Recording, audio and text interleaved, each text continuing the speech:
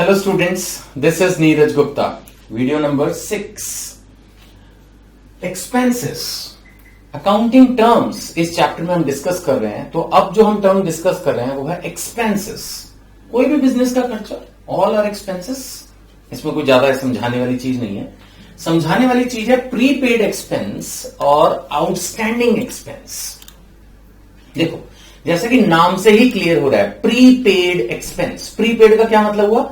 जो current financial year में आपने पे कर दिया फॉर नेक्स्ट ईयर. मतलब उसका जो बेनिफिट है वो हो सकता है करंट ईयर में थोड़ा मिले, नहीं तो सारा ही हो सकता है नेक्स्ट ईयर में पे हो. That is called prepaid expense. Simple example लेता हूं. फाइनेंशियल ईयर को भूलना नहीं, तभी समझ पाओगे. फाइनेंशियल ईयर कब शुरू होता है? अप्रैल में. खत्म कब होता है? मार्च में. सपोज मार्च के महीने में मैंने एक प्रॉपर्टी रेंट पे ली. किराएदार जो मकानदार था उसने बोला कि आप 6 महीने का किराया मुझे एडवांस दो. ऐसा होता है कमर्शियल प्रॉपर्टीज में, 3 महीने 6 महीना किराया एडवांस मांगते हैं. मैंने 6 महीने का किराया एडवांस दे दिया, मार्च में ही दे दिया. किराया कब से चालू होगा? अप्रैल, मई, जून, जुलाई, अगस्त, सितंबर, नेक्स्ट ईयर में पे कर दिया, इसी फाइनेंशियल ईयर में. So this is my prepaid expense. इसको फिर हम करंट ईयर का खर्चा नहीं मानेंगे, ये हमारे लिए एक करंट एसेट है. बात समझ पाए? ऐसे ही आप शायद जानते हो इंश्योरेंस के बारे में. सुना है कभी ये टर्म इंश्योरेंस? इंश्योरेंस जैसे आमतौर पर लोग अपनी कार की कराते हैं. अब सपोज मेरी बिजनेस में यूज होने वाली एक गाड़ी है, मैंने उसका इंश्योरेंस कराया. जैसा मैंने बोर्ड पे एग्जांपल लिया, अगर मैं उसी को रिपीट करूं, सपोज मैंने वो इंश्योरेंस जनवरी में कराया. सपोज मेरी गाड़ी का इंश्योरेंस प्रीमियम पूरे साल का 12,000 था. मैं जानबूझ के फिगर सिंपल ले रहा हूं ताकि आप समझ पाए. ठीक है, एक साल का 12,000, 1,000 रुपए महीना. अब जनवरी में मैंने 12,000 रुपए पे किए, तो करंट फाइनेंशियल ईयर में 3 महीने में एक तरह से इंश्योरेंस प्रीमियम का 3,000 तो यूज हो गया. करंट फाइनेंशियल ईयर में जनवरी से दिसंबर तक का प्रीमियम मैंने 12,000 पे किया, तो इस साल के अंदर 3 महीने तो 3,000 तो ठीक हो गया, लेकिन 9,000 तो एडवांस चला गया. तो मुझे एक अकाउंटिंग एंट्री इसकी पास करनी पड़ेगी 9 मंथ्स के लिए. That will be my prepaid expense. और जैसा मैंने कहा, ये मेरी बैलेंस शीट में भी जाएगा. It will be my current asset, यानी ये नेक्स्ट ईयर में एक तरह से यूज होगा. करेक्ट? जो मैंने बोर्ड पे लिखा है, it is an expense that has been paid in advance and the benefit of which will be available in the following year. Example मैंने दिया है, इंश्योरेंस प्रीमियम पेड ऑन 1 जनवरी और advance rent, it is a current asset. देखिए, video की duration average 8 से 10 minute की रखने के लिए मुझे बोर्ड पे ज्यादा कंटेंट लिखना पड़ता है, तो समटाइम थोड़ा छोटा हो जाता है. इस तरह की जो थ्योरी बेस्ड वीडियोस हैं, मेरी सजेशन है कि आप उनको लैपटॉप या पीसी पर देखें. बाकी नहीं तो आप समझ भी सकते हैं, मोबाइल पे भी अगर आप देख रहे हैं अच्छे से समझ लीजिए. और फिर भी कोई डाउट हो तो कमेंट बॉक्स में कमेंट कर दीजिए, आई विल री एक्सप्लेन. कोई प्रॉब्लम नहीं है. ठीक है. नेक्स्ट हमारा कंसेप्ट है आउटस्टैंडिंग एक्सपेंस. अब कई बार क्या होता है कि हमारा फाइनेंशियल ईयर खत्म हो चुका, खर्चा भी हो चुका, हमने अभी तक पे ही नहीं किया. इमेजिन करो वही अप्रैल से लेके मार्च का फंडा. फाइनेंशियल ईयर अप्रैल से शुरू हुआ, मार्च में खत्म हुआ. जैसे आपके स्कूल भी ज्यादातर अप्रैल से मार्च चलते हैं, इसी तरह से अकाउंटिंग भी इंडिया में अप्रैल टू मार्च चलती है. अब मार्च के महीने में सपोज मान के चलो कि आपके पास एक बिजली का बिल आया. उसमें डेट्स थी, माने 15-20 दिन आपको पे करने का टाइम था. आपने 31 मार्च को पे नहीं किया. अब बिजली आपकी खर्च हो चुकी, बिजली का बिल आपके पास आ गया, but you have not paid. तो what you will say? It is outstanding expense. ये पैसा वो है जो आपको देना है. कोरियर का बिल हो सकता है, कोई भी कन्वेंस का बिल हो सकता है, किसी भी चीज का बिल हो सकता है. कोई ऐसा बिल जो खर्चा आप कर चुके, अभी आपने उसको पे नहीं किया. जैसे हमारा कोचिंग इंस्टीट्यूट है, तो कई बार हमारे पास भी ऐसा होता है कि फोटो स्टेट का बिल आ गया, हमने तुरंत नहीं पे किया, ये सोच के कैजुअली दे देंगे. अब 31 मार्च मान लेते हैं क्रॉस कर गई, तो वो बिल तो आ चुका, खर्चा हो चुका. So that is my outstanding expense. तो ये करंट लायबिलिटी है. ठीक है ना? तो outstanding expenses, it is an expense that has been incurred, हो चुका है ये, but it is not paid. जैसे outstanding electricity bill, courier bill, it is a current liability. Easy? चलिए आगे बढ़ते हैं. Next is income. इनकम तो आप सबको पता है इनकम क्या होती है. जो भी हमारा रेवेन्यू है, रेवेन्यू मैंने क्या बताया था, शायद पहले भी डिस्कस हुआ होगा. रेवेन्यू का मतलब हमारी टोटल सेल्स, पूरे साल में कितना पैसा आया.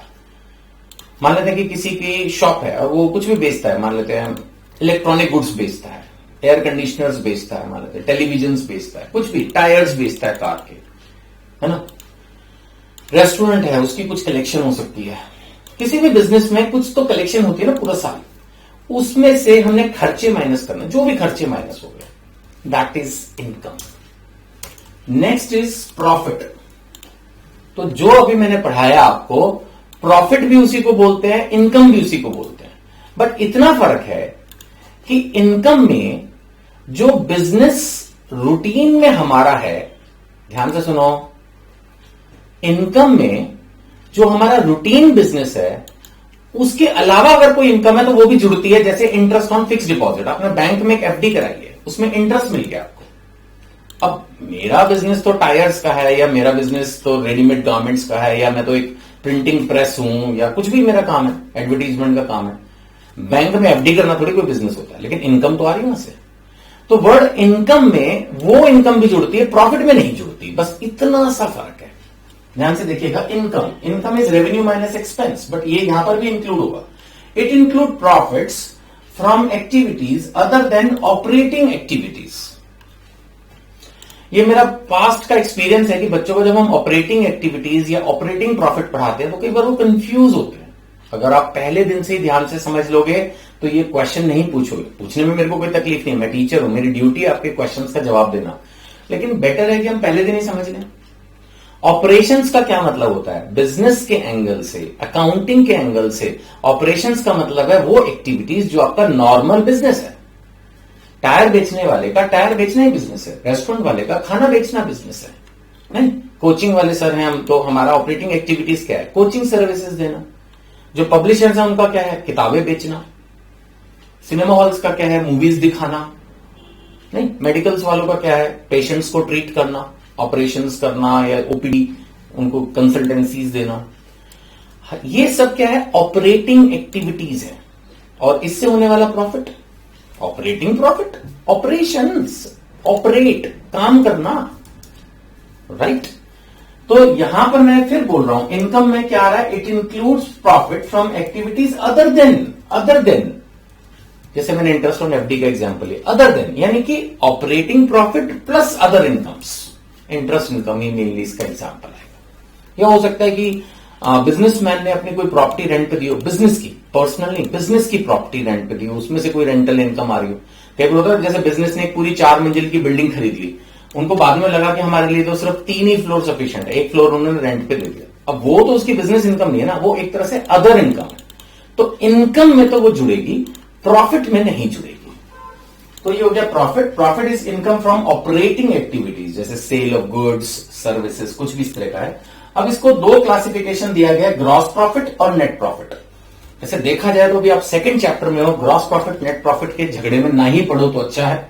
ऐसे ग्रॉस प्रॉफिट होता है जिसमें से हम रेवेन्यू में से डायरेक्ट कॉस्ट काट देते हैं। जैसे मैंने 10 लाख का सामान खरीदा और उसको 12 लाख में बेच दिया, तो 2 लाख रुपए मेरा ग्रॉस प्रॉफिट हुआ, यानी डायरेक्ट कॉस्ट। डायरेक्ट कॉस्ट क्या है? जो मेरी परचेज कॉस्ट है।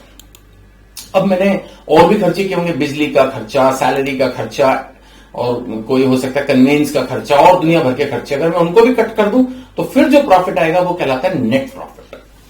तो ग्रॉस प्रॉफिट क्या हुआ? Revenue minus direct cost. और नेट प्रॉफिट का मतलब टोटल एक्सपेंसेस, सारे। डायरेक्ट से कोई मतलब नहीं, डायरेक्ट, इनडायरेक्ट, जो भी, ऑल एक्सपेंसेस में माइनस कर दूं तो फिर जो प्रॉफिट बचता है उसको बोलते हैं नेट प्रॉफिट।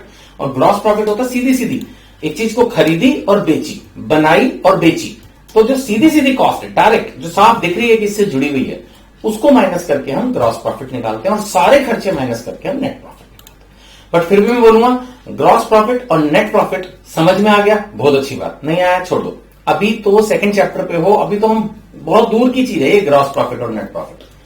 ये तो बाय द वे आपकी बुक में शुरू में सब टर्मिनोलॉजीज यूज की हुई है, तो फिर मैं भी पढ़ा रहा हूं, है ना? अभी ये बाद में समझ में आने वाली चीज है, राइट? चलो, थैंक यू।